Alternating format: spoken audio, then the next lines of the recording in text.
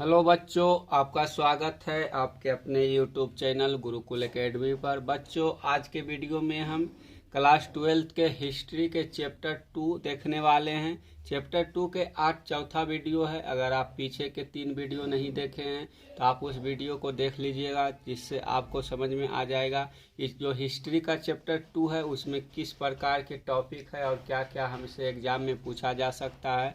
हम इस वीडियो के साथ दूसरा चैप्टर समाप्त कर लेंगे, तो आप हिस्ट्री के चैप्टर 1 और चैप्टर 2 के सारे वीडियो देख लीजिए, जिससे आपके आने वाले बोर्ड एग्जाम में जितने भी प्रश्न 2 चैप्टर से बनने वाले हैं वो सारे आपको समझ में आ जाएगा। एक चैप्टर से कम आपसे 5 से 6 क्वेश्चन पूछा जाएगा, क्योंकि जो हिस्ट्री में टोटल चैप्टरों की संख्या है वो 15 है, तो एक चैप्टर से आपसे कम 5 से 6 नंबर जरूर पूछा जाएगा। तो चलिए शुरू करते हैं। पिछले वीडियो में हम मौर्य साम्राज्य के बारे में समझ लिए थे और मौर्य साम्राज्य से संबंधित जितने भी टॉपिक और सब टॉपिक था उसे अच्छी तरीके से समझ लिए थे और मौर्य साम्राज्य को हम पिछले वीडियो में समाप्त कर लिए थे। आज के वीडियो से हम गुप्त साम्राज्य को पढ़ने वाले हैं, यानी कि मौर्य साम्राज्य समाप्त होने के बाद बहुत सारे छोटे छोटे राजवंशों का उदय हुआ मगध साम्राज्य में, लेकिन उन सब के बारे में हमें नहीं पढ़ना है। हमें सिर्फ मगध साम्राज्य में मौर्य साम्राज्य के बाद गुप्त साम्राज्य को पढ़ना है। तो जब मौर्य साम्राज्य समाप्त हो गया तो अब गुप्त साम्राज्य की पढ़ने का हमारा बारी है। तो अब गुप्त साम्राज्य को समझ लेते हैं कि गुप्त साम्राज्य की जो स्थापना है यह मगध साम्राज्य पर कब होता है और इसका क्या क्या विशेषता था। तो चलिए शुरू कर लेते हैं। तो गुप्त साम्राज्य में यहाँ पहला पॉइंट लिखा हुआ है कि गुप्त काल को भारतीय इतिहास का स्वर्ण युग कहा जाता है। तो यहाँ आप इसको हाईलाइट कीजिएगा, यानी कि जो गुप्त काल है, गुप्त काल को भारतीय इतिहास का स्वर्ण युग कहा जाता है। तो स्वर्ण युग कहने का मतलब क्या है? तो स्वर्ण युग गुप्त काल को भारतीय इतिहास का इसलिए कहा जाता है क्योंकि जो गुप्त काल था, गुप्त काल में बहुत सारे चीज़ों का विकास हुआ, स्थापत्य कला की नींव डाली गई। इसके साथ साथ बहुत सारे चीज़ ऐसे हुए जो पीछे के इतिहास में अब तक घटित नहीं हुआ था। आगे है कि इस काल में अनेक मेधावी और शक्तिशाली राजाओं ने उत्तर भारत को एक छत्र के नीचे संगठित शासन व सुव्यवस्था तथा देश में समृद्धि व शांति की स्थापना की। जब मौर्य साम्राज्य समाप्त हुआ तो मौर्य साम्राज्य के बीच जितने भी छोटे बड़े शासक आए उन सभी शासकों को पराजित करके गुप्त शासकों ने उत्तर भारत को एक राज्य के अंतर्गत लाया और इन राज्यों को इस ऊंचाइयों पर पहुंचाया जो कि काफ़ी विकसित और सुव्यवस्थित हुआ। और इस राज्य की समृद्धि इस कदर बढ़ी कि इसको हम गुप्त साम्राज्य को स्वर्ण युग के संज्ञा भी देते हैं।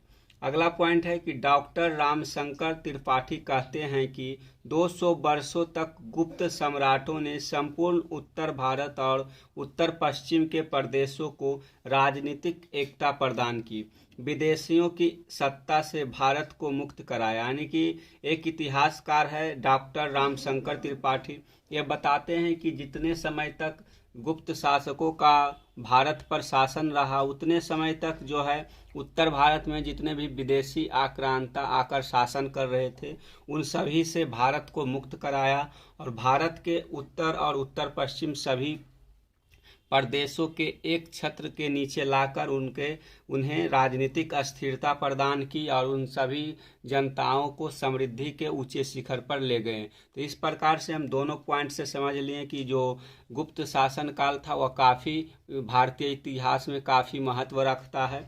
तो आप इसे अच्छी तरीके से अपनी कॉपी में लिख लीजिएगा ताकि आपको एक नोट्स तैयार हो जाएगा और आप अपने एग्जाम के रिवीजन के रूप में इस नोट्स को देख सकते हैं। अब चलिए अब आगे हम चलते हैं। अगला महत्वपूर्ण टॉपिक है गुप्त वंश की कुछ महत्वपूर्ण शासक। इसे देख लेते हैं जो गुप्त वंश के महत्वपूर्ण शासक थे उसके बारे में। तो गुप्त वंश की जो पहला शासक है श्रीगुप्त, इसी के द्वारा गुप्त वंश की स्थापना की जाती है। इसका पुत्र था घटोत्कच। इसके बाद अन्य प्रमुख शासक हुए जैसे चंद्रगुप्त प्रथम, यानी कि जो गुप्त साम्राज्य था, गुप्त साम्राज्य के प्रथम मेधावी छात्र के रूप में चंद्रगुप्त प्रथम को जाना जाता है। इसका पुत्र है समुद्रगुप्त। इसी प्रकार से सबसे जो महान शासक गुप्त वंश में माना जाता है वह चंद्रगुप्त द्वितीय है। जो चंद्रगुप्त द्वितीय हैं ये विक्रमादित्य के उपाधि धारण किए थे, इसलिए इसे चंद्रगुप्त द्वितीय विक्रमादित्य भी कहा जाता है। जो रामगुप्त था यह चंद्रगुप्त द्वितीय का बड़ा भाई था। जब रामगुप्त आयोग निकला अपने शासन करने के लिए तो चंद्रगुप्त द्वितीय ने इसे मृत्यु दंड देकर खुद अपना शासन संभालने लगा।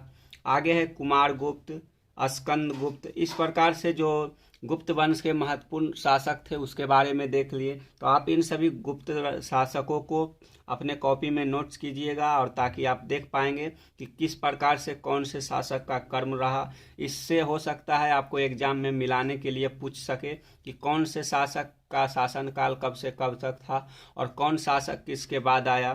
तो आप इसको अच्छी तरीके से लिख लीजिएगा। अगला टॉपिक है यहाँ पर,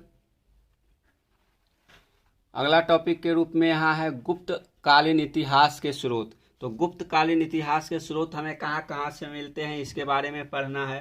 तो जो गुप्त काल का इतिहास है इसके स्रोत के रूप में हमें बहुत सारे चीज़ों का योगदान है। तो जैसे कि साहित्य, अभिलेख, मुद्राएं, मोहर, स्मारक, विदेशी यात्रियों के वृत्तांत, ये सारे साक्ष्य है हमें गुप्त कालीन इतिहास के स्रोत के रूप में देखने को मिलता है। तो पहला है यहाँ साहित्य स्रोत के रूप में हमें विष्णु पुराण, वायु पुराण, ब्राह्मण पुराण, इन तीनों पुराणों से ही हमें गुप्त काल के बारे में जानकारी मिलती है। क्योंकि जितने भी महत्वपूर्ण ग्रंथ थे जैसे कि रामायण हो गया, महाभारत हो गया, पुराण हो गया, इसके अलावा वेद हो गया, इन सभी को लिखित रूप में हमें गुप्त काल में ही इन सभी को लिपिबद्ध किया गया। यानी कि जो जितने भी साहित्य थे पहले कंठस्थ, यानी कि एक व्यक्ति आद करके अपने आने वाले अगले पीढ़ी को सुना देता था और वो आद कर लेते थे, सारे कंठस्थ कर लेते थे और वो अपने आने वाले पीढ़ियों को सुना देते थे। यानी कि जो जितने भी पुराण या फिर साहित्य था वह लिखित अवस्था में नहीं था। इसको कब लिखा गया? तो इसको ज़्यादातर ग्रंथों को हमें गुप्त काल में लिखा गया। इसलिए इन सब ग्रंथों में गुप्त कालीन जो इतिहास था उसके बारे में हमें थोड़े बहुत जानकारियां मिल जाती है। तो आप याद रख सकते हैं कि साहित्य के रूप में हमें विष्णु पुराण, वायु पुराण और ब्राह्मण पुराण से भी थोड़ा बहुत जानकारियां मिल जाता है। अब आगे देख लेते हैं कि जो साहित्य था और साहित्य से हमें किस प्रकार की जानकारी गुप्त साम्राज्य के बारे में मिलता है। तो चलिए अगले पेज पर देख लेते हैं क्या लिखा हुआ है। साहित्य के रूप में जो अन्य जानकारियां हमें मिलते हैं वो कालिदास द्वारा रचित रघुवंशम व अभिज्ञान शाकुंतलम जो पुस्तक है, इससे भी हमें गुप्त साम्राज्य के बारे में जानकारी मिलती है। इसमें जो कालिदास थे, ये कालिदास और आर्यभट्ट जैसे महान विद्वान जो थे ये गुप्त शासकों के दरबार में ही रहा करते थे। तो इनके द्वारा जो बुक लिखा गया है उसमें भी बहुत सारा हमें जो गुप्त साम्राज्य था इसके बारे में वर्णन मिलता है। तो इसलिए आप याद रख सकते हैं कि जो कालिदास थे, कालिदास द्वारा रचित प्रमुख पुस्तक थे रघुवंशम व अभिज्ञान शाकुंतलम। इससे भी हमें गुप्त साम्राज्य के बारे में जानकारी मिलती है। अगला पॉइंट है विशाख दत्त द्वारा रचित देवी चंद्रगुप्तम व मुद्रा राक्षस। ये भी दो ऐसे पुस्तक है जिससे हमें गुप्त साम्राज्य के बारे में जानकारी मिलती है। अगला है कि शूद्रक द्वारा रचित मृच्छकटिकम आदि, यानी कि जो हमें गुप्त साम्राज्य की जानकारी के लिए प्रमुख स्रोत के रूप में यानी कि साहित्य के रूप में जो ग्रंथ उपलब्ध है उसमें हो गया पुराण हो गया, इसके अलावा रघुवंशम हो गया, अभिज्ञान शाकुंतलम हो गया, देवी चंद्रगुप्तम हो गया, मुद्रा राक्षस हो गया, मृच्छकटिकम हो गया। ये सब जो पुस्तक है इससे हमें जो गुप्त साम्राज्य है इसके बारे में जानकारी प्राप्त होती है। तो आप कालिदास के पुस्तक जो है रघुवंशम, अभिज्ञान शाकुंतलम, इसे याद रख सकते हैं क्योंकि जो कालिदास थे ये गुप्त साम्राज्य के दरबारों से संबंधित थे। तो इसके बारे में पूछा जा सकता है कि जो कालिदास थे वह किसके दरबार में रहते थे और इनके द्वारा जो लिखित पुस्तक है उसका नाम क्या है। तो इन पुस्तकों को याद रख लीजिएगा कि कौन सा पुस्तक किस व्यक्ति के द्वारा लिखा गया है। तो अगर आपको याद रहेगा तो हो सकता है कि अगर क्वेश्चन में एग्जाम में आपको क्वेश्चन पूछ लिया जाए कि किस व्यक्ति द्वारा कौन सी पुस्तक रचित है तो आप आसानी से इसका उत्तर दे सकेंगे। आगे हम देख लेते हैं अभिलेख के बारे में, यानी कि अभिलेख से हमें गुप्त साम्राज्य के बारे में इतिहास के क्या क्या स्रोत मिलते हैं। तो पहला पॉइंट यहाँ है कि शिलाओं एवं ताम्र पत्रों पर अंकित अभिलेख है, जिससे हमें गुप्त साम्राज्य के बारे में जानकारी प्राप्त होता है। उसमें पहला जो है स्कंदगुप्त के प्रयाग एवं एरन अभिलेख है, जो कि समुद्रगुप्त द्वारा लिखवाया गया था। इससे भी हमें जो गुप्त साम्राज्य है उसके बारे में जानकारी मिलती है। चंद्रगुप्त द्वितीय के मेहरौली स्तंभ लेख है, जिससे हमें भी गुप्त साम्राज्य के बारे में जानकारी मिलती है। जो मेहरौली स्तंभ है यह दिल्ली में स्थित है। यह लोहे का एक स्तंभ है जिस पर अभी तक जो है जंग नहीं लगा है, यानी कि इस लोह स्तंभ को इस प्रकार से बनाया गया था कि इसमें अभी तक भी जंग नहीं लगा है और यह ज्यों का त्यों अपने परिसर में खड़ा हुआ है। तो इससे भी हमें जो चंद्रगुप्त द्वारा लिखित मेहरौली लौह स्तंभ है, इससे भी हमें जानकारी मिलता है गुप्त साम्राज्य के बारे में। अगला पॉइंट है कि चंद्रगुप्त द्वितीय के हो गया ये मेहरौली स्तंभ। इसके साथ अब आगे है कि कुमार गुप्त के मिलसंद, गढ़वा व मंदसौर अभिलेख, इससे हमें जानकारी मिलती है। स्कंद गुप्त के भीतरी, कहोम, गिरनार अभिलेख से भी जानकारी मिलते हैं। तो आप ये याद रखिएगा कि किस गुप्त शासक द्वारा कौन से अभिलेख लिखवाए गए हैं, ताकि आपको एग्जाम में किसी प्रकार का क्वेश्चन आए तो आप आसानी से उसके साथ डील कर सकेंगे। तो समुद्रगुप्त द्वारा जो लिखित अभिलेख है वह प्रयाग है और एरन अभिलेख है। चंद्रगुप्त द्वितीय द्वारा जो अभिलेख लिखवाया गया है वह मेहरौली स्तंभ लेख है। कुमार गुप्त के द्वारा जो अभिलेख लिखवाया गया है उसमें है मिलसंद, गढ़वा व मंदसौर अभिलेख। स्कंदगुप्त द्वारा जो लिखित अभिलेख है उसमें भीतरी अभिलेख हो गया, कहोम अभिलेख हो गया, गिरनार अभिलेख हो गया। इस प्रकार से कुछ गुप्त शासकों द्वारा जो अभिलेख लिखवाया गया है उसमें प्रमुख अभिलेख को यहाँ वर्णित किया गया है। तो आप इन सभी अभिलेखों को याद रखिएगा ताकि आपके आने वाले एग्जाम में आपको सहायता मिल सके।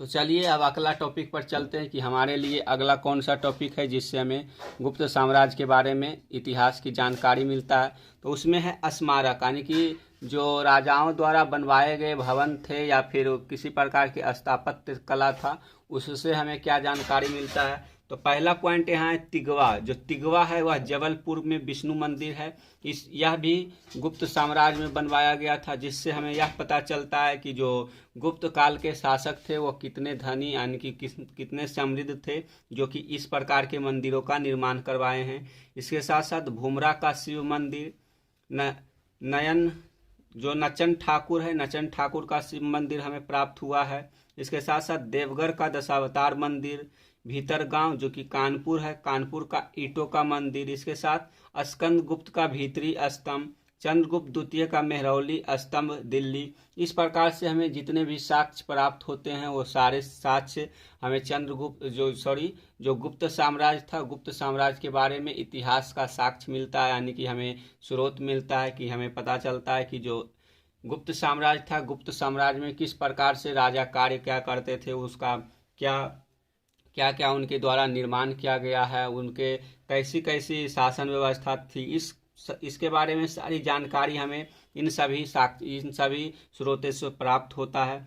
अगला स्रोत है गुप्तकालीन प्रशासन, यानी कि इसी अगला टॉपिक के रूप में हम देख सकते हैं गुप्तकालीन प्रशासन, यानी कि जो गुप्त साम्राज्य था, गुप्त साम्राज्य में राजा के द्वारा किस प्रकार से प्रशासन किया जाता था और जनता को ट्रीट किया जाता था। तो इसके बारे में देख लेते हैं। तो यहाँ पहला पॉइंट है कि प्रयाग प्रशस्ति समुद्रगुप्त के दरबारी कवि हरिसेन ने संस्कृत में लिखी है। यह अभिलेख इलाहाबाद में अशोक स्तंभ पर लिखा गया है। इसमें समुद्रगुप्त की एक योद्धा, राजा, कवि व विद्वान के रूप में प्रशंसा की गई है। जो प्रयाग प्रशस्ति अभिलेख है यह समुद्रगुप्त के दरबारी कवि हरिसेन द्वारा संस्कृत में लिखवाया गया है। और यह अभिलेख लिखवाने के लिए जो अशोक का इलाहाबाद स्तंभ है उसका प्रयोग किया गया है, यानी कि अशोक के स्तंभ पर जो है समुद्रगुप्त के बारे में उसकी प्रशंसा की गई है उसके दरबारी कवि हरिसेन के द्वारा। तो हरिसेन वहाँ लिखवाते हैं कि जो गुप्त साम्राज्य के शासक थे वो योद्धा, राजा और कवि व विद्वान के रूप में काफ़ी प्रशंसा की गई है। इससे पता चलता है कि जो गुप्त राजा हुआ करते थे वो काफ़ी जनता के लिए प्रशंसनीय और जनता के लिए अच्छे कार्य किया करते थे, जिससे कि इन अभिलेखों को पढ़कर हमें पता चलता है। तो आप इसे अपने कॉपी में नोट्स कर लीजिएगा ताकि आपके आने वाले एग्जाम में काफ़ी फायदेमंद हो सके। तो चलिए अब अगले पेज पर क्या है उसे देख लेते हैं। और अगला टॉपिक है कि विभिन्न राजाओं के प्रति समुद्रगुप्त की नीतियां, यानी कि जो समुद्रगुप्त है, समुद्रगुप्त के बारे में हमें काफी सारी जानकारियां प्राप्त होती है कि वह अन्य राजाओं के प्रति कैसा व्यवहार रखता था और अन्य राजाओं से किस प्रकार से वो बात किया करता था, कैसे उससे ट्रीट किया करता था।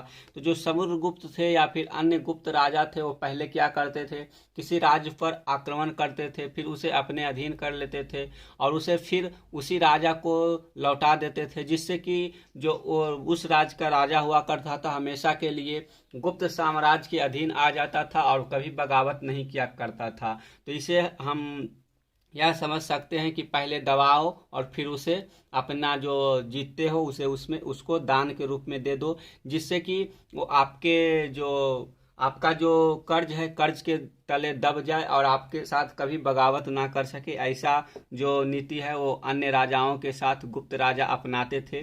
तो पहला पॉइंट यहाँ है कि आर्यवर्त उत्तर भारत के 9 राज्यों को अपने साम्राज्य में मिला लिया, यानी कि जो समुद्रगुप्त था, समुद्रगुप्त उत्तर भारत के 9 राज्यों को पराजित करके अपने साम्राज्य में मिलाया। और अगला पॉइंट है कि दक्षिणावर्त के 12 शासकों को परास्त कर राज्य वापस लौटा दिया, यानी कि दक्षिण भारत के जो 12 राज्य थे उन 12 राज्य के शासकों को पराजित किया, फिर उनके जो राज्य था उसे वापस कर दिया।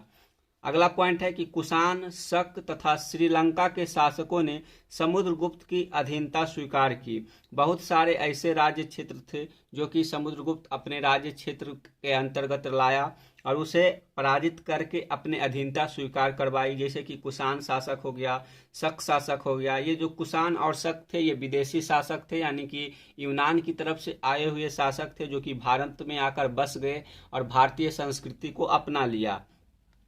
इसके साथ साथ जो समुद्रगुप्त था वह श्रीलंका पर आक्रमण करके भी वहां अपना अधीनता स्वीकार करवाया।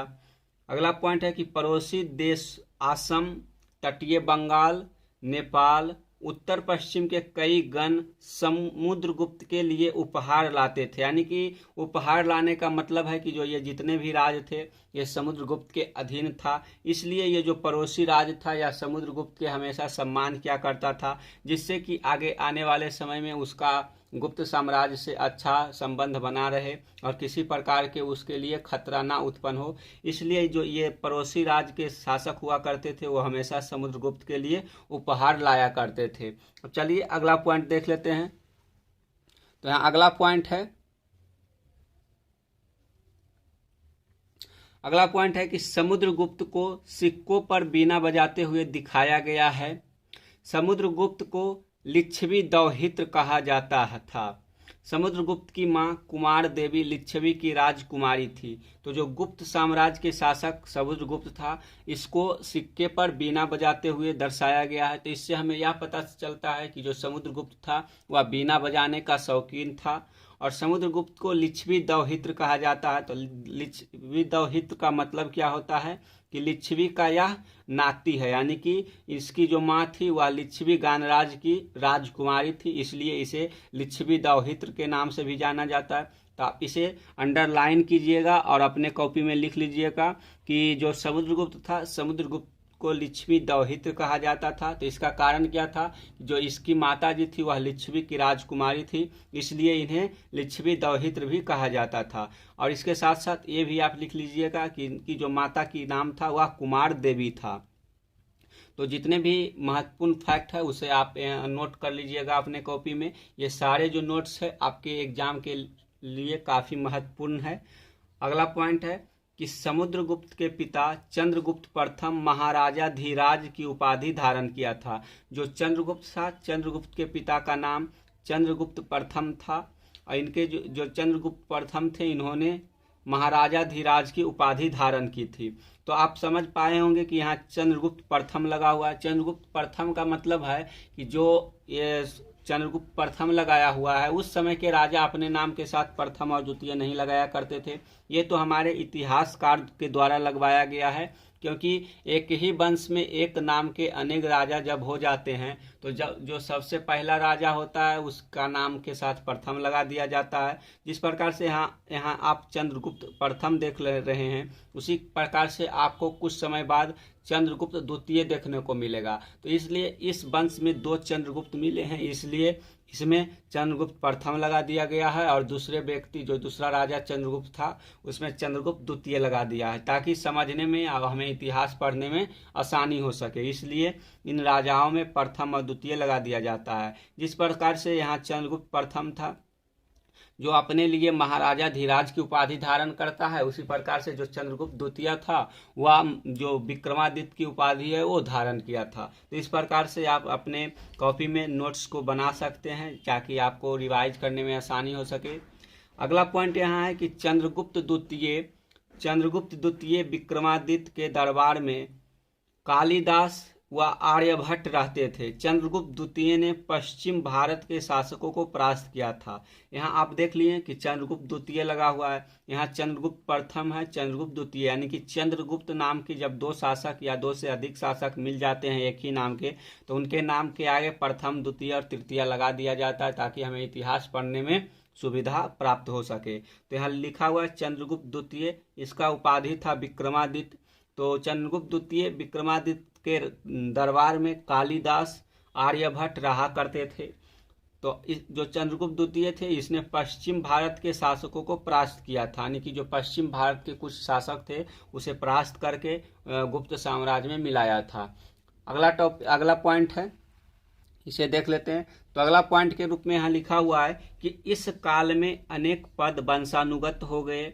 उदाहरण के लिए आप देख सकते हैं जो हरिसेन था, हरिसेन अपने पिता की तरह महादंडानायक अर्थात न्यायाधिकारी थे। जिस प्रकार से राजा वंशानुगत हुआ करते थे उसी प्रकार से कुछ पद भी वंशानुगत हो गया। इसका साक्ष्य हमें कहाँ से मिलता है? तो इसके साक्ष्य के रूप में हम हरिसेन को देख सकते हैं। जो हरिसेन थे ये चंद्रगुप्त द्वितीय थे, इसके दरबारी कवि के रूप में जाने जाते थे। यानी कि जो हरिसेन अपने पिता की तरह न्यायाधिकारी थे। तो इससे हमें पता चलता है कि गुप्त साम्राज्य में जो पद था वह वंशानुगत हो गया था। अगला पॉइंट है कि कभी कभी एक व्यक्ति अनेक पद पर होता था, यानी कि एक ही व्यक्ति को अनेक पद दे दिया जाता था। तो इसका हम साक्ष्य आगे देखेंगे कि किस प्रकार से एक ही व्यक्ति को अनेक पदों पर आसीन कर दिया जाता था। तो चलिए अगले पेज पर चलते हैं। तो एक ही व्यक्ति को एक से अनेक पद पर बिठाने के लिए जो हमें साक्ष्य मिलता है उसका उदाहरण के रूप में आप देख सकते हैं कि जो हरिसेन थे उनको महादंडानायक के साथ साथ कुमारामात्य तथा संधि विग्राहक के पद पर भी आसीन किया गया था, जिससे हमें पता चलता है कि एक ही व्यक्ति को एक से अनेक पदों पर बिठाया जाता था। तो आप इसको अपने कॉपी में जरूर नोट्स कीजिएगा। अगर आप यहाँ तक वीडियो को देखे हैं तो आपके लिए एक अच्छा बात है कि आप वीडियो को अच्छी तरह से देखते रहिए और अपनी कॉपी में सभी बातों को नोट्स करते जाइए। अगर आप नोट्स नहीं कर पा रहे हैं तो आप वीडियो को अंत तक जरूर देखिएगा। हम आपको जो पीडीएफ इसका है, आप इसका पीडीएफ टेलीग्राम चैनल पर उपलब्ध करा देंगे।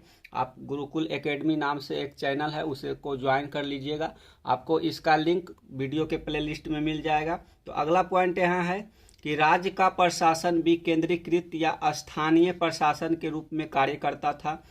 विकेंद्रीकृत कहने का मतलब है कि जो राज्य केंद्र से ही सारा शासन संभालता था उसे हम केंद्रीकृत शासन व्यवस्था कहते हैं।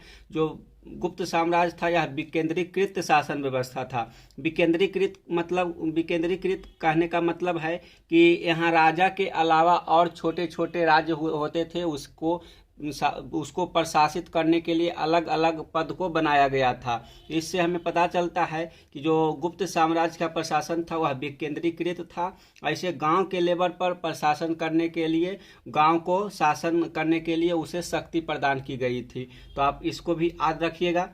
अगला पॉइंट यहाँ है कि नगरों के स्थानीय प्रशासन में मुख्य भागीदारी जैसे नगर श्रेष्ठी, मुख्य बैंकर, शहर का व्यापारी, सार्थवाह किसे कहते थे? तो व्यापारियों के काफिले का जो नेता होता था उसे सार्थवाह कहा जाता था। प्रथम कुलीन, मुख्य शिल्पकार, कायस्थ, लिपिकों का प्रधान होता था। ये सभी मिलकर नगर के प्रशासन में भागीदार लेते थे और नगर को प्रशासित करते थे। तो आप इसको भी नोट्स कर लीजिए। जो जितना भी नोट्स यहाँ है आपके लिए काफ़ी लाभदायक नोट्स है, क्योंकि ये एनसीईआरटी के बुक से निकाला गया सारा नोट्स है। अब चलिए अगला टॉपिक पर चलते हैं। तो यहाँ अगला टॉपिक है भूमिदान तथा नए सम्भ्रात ग्राम। तो भूमिदान के साक्ष हमें नए सम्भ्रात गांव के साक्ष किस प्रकार से मिलते हैं, इसे देख लेते हैं। यहाँ पहला पॉइंट है कि ईस्वी के आरंभिक शताब्दियों से ही भूमिदान के प्रमाण मिलते हैं। इनमें से कई उल्लेख अभिलेखों में मिलता है। जो गुप्त साम्राज्य था, गुप्त साम्राज्य में कई व्यक्तियों को भूमिदान दिया गया, जैसे कि मंदिरों को, ब्राह्मणों को जो भूमिदान दिया जाता था, इसके साक्ष्य के रूप में अभिलेखों में वर्णित हमें मिलता है। इसके साथ साथ जिस व्यक्ति को भूमि दान दिया जाता था उसको प्रमाण के रूप में एक ताम्रपत्र भी दिया जाता था, जिससे उसे किसी प्रकार के व्यक्ति के साथ अगर जमीन का विवाद हो तो बता सके कि यह भूमि हमें राजा से दान में मिला है, ये हमारा प्रमाण है। तो यहाँ अगला पॉइंट है कि इनमें से कुछ अभिलेख पत्थरों पर लिखे गए थे, लेकिन अधिकांश ताम्र पत्रों पर खुदे होते थे, जिन्हें संभवतः उन लोगों को प्रमाण के रूप में दिया जाता था जो भूमि दान लेते थे। यानी कि राजा के द्वारा जिस व्यक्ति को भूमि दान दिया जाता था उसे ताम्रपत्र पर खुदे हुए जो उसका प्रमाण होता था वह उस व्यक्ति को प्रदान कर दिया जाता था, जिससे उसे प्रमाण के रूप में या दिया जाता था कि आपका यह जमीन अब से हुआ है। अगला पॉइंट है, तो यहाँ अगला पॉइंट है कि अधिकांश भूमिदान साधारण तौर पर धार्मिक संस्थाओं या ब्राह्मणों को दिए जाते थे। इसका प्रमाण अभिलेखों से प्राप्त होता है। यानी कि इसका साक्ष्य हमें कहाँ से प्राप्त होता है कि जो अधिकांश जमीनें दान दी जाती थी, यानी कि अधिकांश भूमि दान दी जाती थी, वो धार्मिक संस्थाओं को और ब्राह्मणों को दिए जाते थे। तो इसका प्रमाण हमें अभिलेखों से प्राप्त होता है। अगला पॉइंट है कि प्रभावती गुप्त आरंभिक भारत के एक सबसे महत्वपूर्ण शासक चंद्रगुप्त द्वितीय, जिसका शासनकाल था 375 ईस्वी से 415 ईस्वी तक, की पुत्री थी। प्रभावती गुप्त की विवाह दक्कन पठार के बकाटक परिवार में हुआ, जो एक महत्वपूर्ण शासक वंश था। यानी कि जो चंद्रगुप्त द्वितीय की पुत्री थी प्रभावती गुप्त, इसके बारे में भी हमें जानकारी मिलता है कि इनके द्वारा भी ग्राम यानी कि भूमि का दान किया गया था। तो उस टॉपिक से पहले हमें यानी कि उस पॉइंट को पढ़ने से पहले हम प्रभावती के बारे में थोड़ा सा जान लिए। जो प्रभावती गुप्त थी या चंद्रगुप्त द्वितीय की पुत्री थी, और इनका विवाह जो प्रभावती गुप्त थी, इनका विवाह दक्कन के पठार के जो बकाटक परिवार था उसमें हुआ था, जो कि एक महत्वपूर्ण शासक वंश था। तो चलिए अब अगले पेज पर चलते हैं और प्रभावती जो भूमि दान दिया है इसके बारे में क्या बताया गया है उसे देख लेते हैं। तो यहाँ अगला पॉइंट है कि संस्कृत धर्म शास्त्रों के अनुसार महिलाओं को भूमि जैसी संपत्ति पर स्वतंत्र अधिकार नहीं था, लेकिन एक अभिलेख से पता चलता है कि प्रभावती भूमि की स्वामी थी और उसने दान भी किया था। इसका कारण यह हो सकता है कि वह एक रानी थी, इसलिए वह भूमि दान की हो। यह भी संभव है कि धर्मशास्त्रों को सभी स्थान पर समान रूप से लागू नहीं किया जाता हो। यानी कि जो प्रभावती गुप्त थी, इनके द्वारा जो ब्राह्मण था उसको भूमि दान देने के साक्ष्य प्राप्त होता है। तो हमें ब्राह्मण ग्रंथों से प्राप्त जानकारी के अनुसार इतिहासकार बताते हैं कि गुप्त साम्राज्य के शासनकाल में महिलाओं को संपत्ति पर किसी प्रकार का अधिकार नहीं था। तो फिर ये प्रभावती गुप्त के द्वारा ब्राह्मणों को भूमि दान देने का साक्ष्य कैसे मिलता है? तो हो सकता है कि इतिहासकार बताते हैं कि हो सकता है कि ये जो प्रभावती गुप्त थी ये तो रानी थी, यानी कि एक राजा की रानी थी, तो इसलिए हो सकता है ये भूमि दान दे सकती थी और सब पर समान रूप से जो धर्मशास्त्रों में वर्णित नियम कानून है वो सभी पर बराबर रूप से नहीं काम करता हो, और जो राज परिवार की महिलाएं थी उन पर इसका प्रभाव नहीं पड़ता हो और उन पर इसका कोई भी रोक और प्रतिबंध किसी प्रकार का नहीं था संपत्ति पर। तो इसलिए हो सकता है जो प्रभावती गुप्त थी वो अपना भूमि दान ब्राह्मणों को दी होगी। तो आप इसको नोट्स कर लीजिएगा। अगला पॉइंट है कि इतिहासकारों के बीच भूमि दान को लेकर एक महत्वपूर्ण वाद विवाद का विषय बना हुआ है। यानी कि जो भूमि दान है, भूमि दान से संबंधित इतिहासकारों के बीच काफी वाद विवाद रहता है इसके बीच। तो आप जो भूमि दान से संबंधित जितने भी महत्वपूर्ण फैक्ट्स है वो पढ़ लिए हैं, तो आप साथ के साथ अपने कॉपी में नोट्स करते जाइए, जिससे आपको एक प्रॉपर नोट्स तैयार हो जाए और आप अपने एग्जाम के लिए प्रिपेयर हो सके। तो चलिए अब अगला टॉपिक पर चलते हैं। यहाँ अगला टॉपिक है कि जनता के बीच राजा की छवि कैसी थी। तो जो राजा की छवि कैसी थी जनता के बीच, इसके बारे में तो हमें ज़्यादा जानकारी प्राप्त नहीं होती है, लेकिन कुछ जो जातक कथाएं हैं उसके अनुसार इतिहासकार पता लगाना चाहते हैं कि जो गुप्त साम्राज्य के राजा होते थे वो जनता के बीच उनकी छवि कैसी थी। यहाँ पहला पॉइंट है कि इसके साक्ष्य ज़्यादा नहीं मिलते हैं। जातक कथाओं से इतिहासकारों ने पता लगाने का प्रयास किया। गंधतिंद यानी कि जो एक गंधतिंदु जातक कहानी है उसमें प्रजा को दुख के बारे में बताया गया, यानी कि जो गंधतिंदु जातक कहानी है उसमें प्रजा का दुख बताया गया है, जिससे यह पता चलता है कि हो सकता है कि जो राजा था, राजा का छवि प्रजा के बीच अच्छी नहीं होगी। अगला टॉपिक है 6ठी शताब्दी ईस्वी से, यानी कि 6ठी शताब्दी ईस्वी पूर्व से उपज बढ़ाने के तरीके, यानी कि जो 6ठी शताब्दी ईस्वी था इस समय जो किसान लोग थे वो उपज बढ़ाने के लिए क्या क्या कार्य क्या करते थे, इसके बारे में थोड़ा सा देख लेते हैं। तो पहला पॉइंट है कि उपज बढ़ाने के लिए हल का प्रयोग किया गया, लोहे की फाल का प्रयोग किया गया। यह भी उपज बढ़ाने की महत्वपूर्ण भूमिका निभाता है, यानी कि हल और फाल का प्रयोग करने से जो किसान लोग थे वो अपने उपज को बढ़ाने के लिए एक महत्वपूर्ण तरीका अपनाते थे। इसके साथ अगला पॉइंट है कि फसल की उपज बढ़ाने के लिए कृषक समुदाय ने मिलकर सिंचाई के नए साधन को बनाना शुरू किया। कई जगह पर तालाब, कुआं और नहर जैसी सिंचाई के साधन विकसित की गई, जिससे कि कृषि उपज को बढ़ाया जा सके। यानी कि जो किसान समुदाय थे आपस में एकजुट होकर कृषि उपज को बढ़ाने के लिए कुआं हो गया, तालाब हो गया, नहर हो गया, सिंचाई के लिए इन सभी संरचनाओं का विकास किया और अपने उपज को बढ़ाने के लिए सब आपस में काम किया करते थे। तो इस प्रकार से हम देख सकते हैं कि जो किसान लोग थे वो अपने उपज बढ़ाने के लिए क्या क्या प्रयोग करते थे। तो चलिए अब अगले पेज पर देख लेते हैं कि अगले पेज पर क्या है। अगला टॉपिक पढ़ने के लिए है सिक्के और राजा, यानी कि जो सिक्का है और इस सिक्का पर राजा का किस प्रकार से हमें वर्णन मिलता है इसके बारे में देख लेते हैं। यानी कि किस राजा के द्वारा किस प्रकार के सिक्का जारी किया गया इसके बारे में थोड़ा सा पढ़ लेते हैं। तो यहाँ पहला पॉइंट है कि सिक्के के चलन से व्यापार आसान हो गया। चांदी एवं तांबे के आहत सिक्के प्रयोग में लाए जाते थे। ये सिक्के खुदाई से मिले हैं, यानी कि जितने भी सोने और तांबे के हमें सिक्के प्राप्त हुए हैं, आहत सिक्के, ये खुदाई से प्राप्त हुए हैं। इसके साथ आहत सिक्का राजा के द्वारा जारी किया जाता था। इन सिक्कों पर प्रतीक चिन्ह भी होता था, यानी कि जो राजा के द्वारा सिक्का जारी किया जाता था आहत सिक्का, उस पर राजा का मोहर लगा होता था, इसलिए इन सिक्कों को आहत सिक्का कहा जाता था।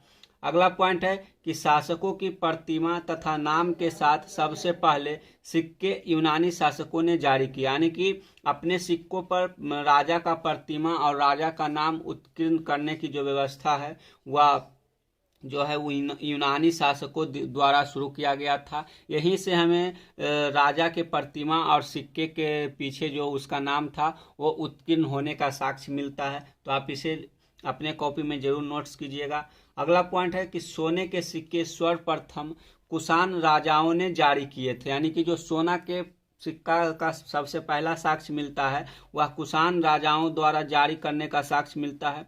तो इस प्रकार के जो नोट्स है वो अपने कॉपी में लिखते जाइए और अपनी तैयारी को अच्छी तरीके से करते जाइए। तो चलिए अब अगला टॉपिक देख लेते हैं अगले बिंदु के बारे में। तो यहाँ अगला बिंदु है, थोड़ा सा सेट कर लेने दीजिए। हाँ, तो अगला पॉइंट यहाँ है कि वस्तु विनिमय में सोने के सिक्के का प्रयोग किया जाता था, यानी कि वस्तु की लेन देन के लिए सोने का सिक्के का प्रयोग भी होता था।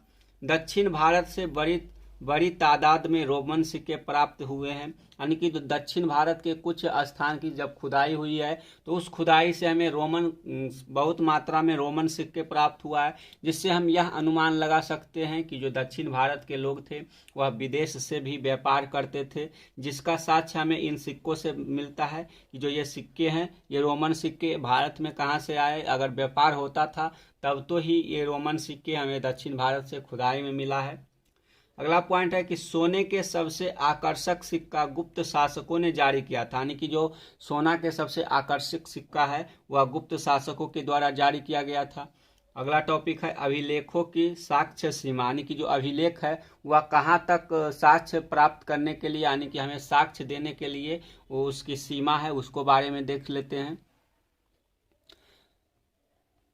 तो यहाँ पहला पॉइंट है कि हल्के ढंग से उत्कीर्ण अक्षर, यानी कि जो अभिलेख की सीमा है उसकी सीमा कहाँ समाप्त हो जाती है।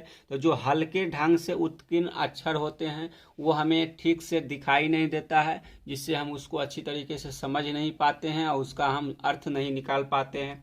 दूसरा पॉइंट है कि कुछ अभिलेखों के अक्षर लुप्त है, यानी कि जो बहुत सारे ऐसे अभिलेख भी है जो काफ़ी पुराना हो जाने के कारण कुछ अक्षर उस अभिलेख का मिट गया है, ये भी अभिलेख की एक सीमा है। अभिलेख के वास्तविक अर्थ समझने में कठिनाई, यानी कि जो अभिलेख जिस राजा के द्वारा उत्कीर्ण करवाया गया है उसका वास्तविक अर्थ समझने में कुछ इतिहासकार बताते हैं कि हम असमर्थ भी होते हैं, जिससे हम उसका अर्थ भी नहीं लगा पाते हैं।